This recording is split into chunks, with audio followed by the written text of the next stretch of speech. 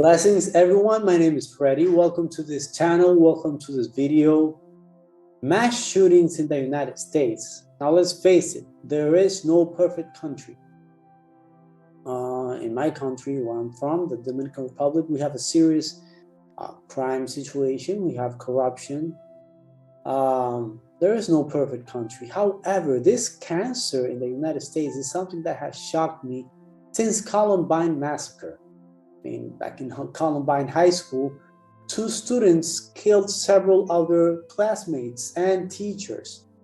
Okay, these students were bullied, but that doesn't justify.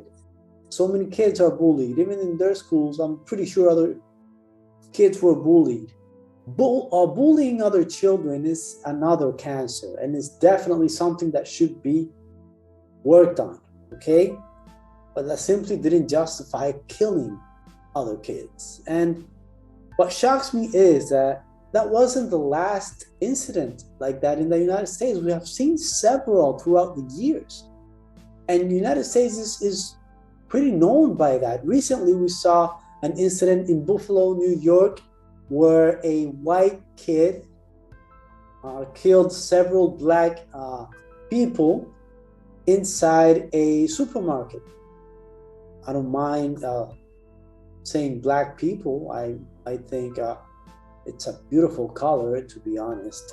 They bring variety and difference to humanity.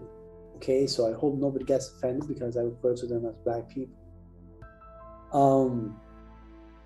But it was sad and pitiful how that happened. Okay, and then we have this other kid in Uvalde, Texas.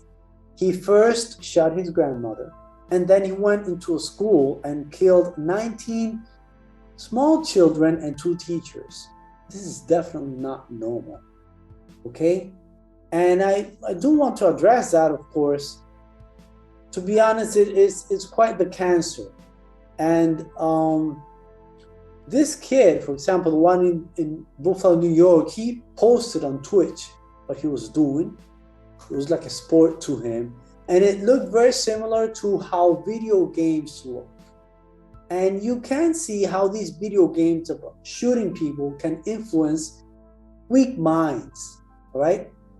That is so important. That is why it's so important to help teenagers differentiate what is fiction from reality when it comes to shooting games. Also, we have the Republicans in the United States talking about how important mental health is.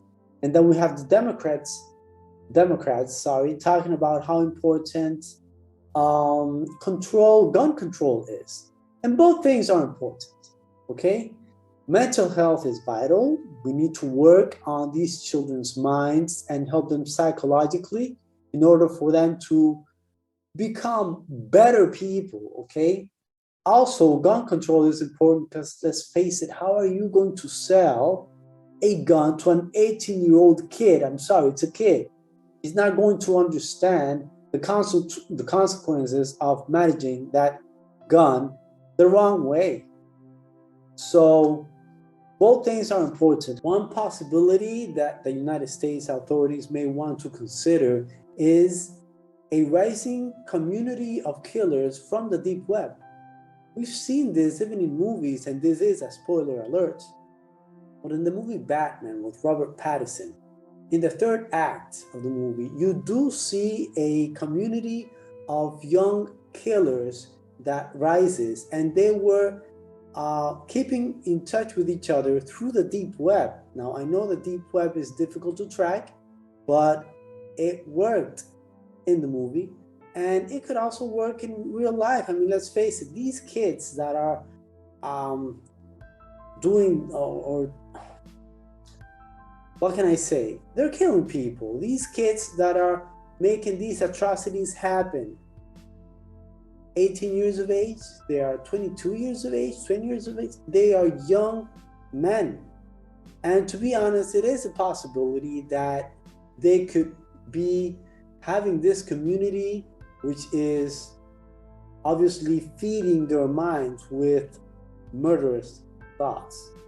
So I know the deep web can sometimes be somewhat difficult to track, but it's a possibility because let's face it, Uvalde, Texas happened days after Buffalo, New York happened.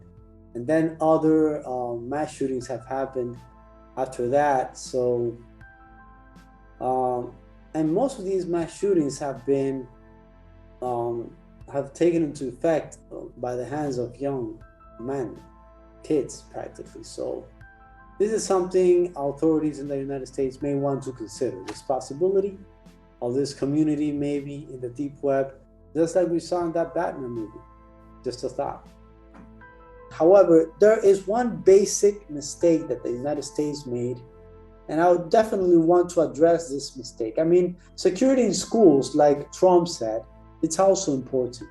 But back in 1962, 1963, the United States decided to take out prayer and the Bible from schools.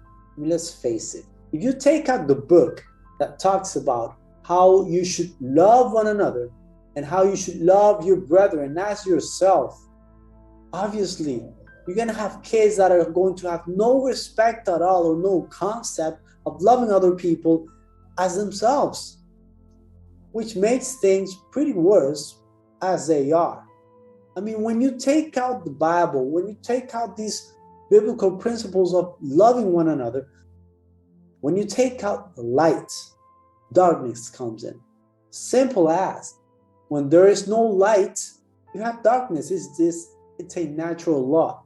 It's a spiritual law, however you want to call it. So to be honest, all I can say right now is let us pray for the United States and we bless that nation. We really bless that nation. It was founded on biblical principles. All we can do really is pray to God so that society can come back to those principles, because we really need that as humanity. Anyways, God bless you very much. Take care and see you next time. If you like the video, obviously, feel free to click like, subscribe, comment, and share. God bless you all.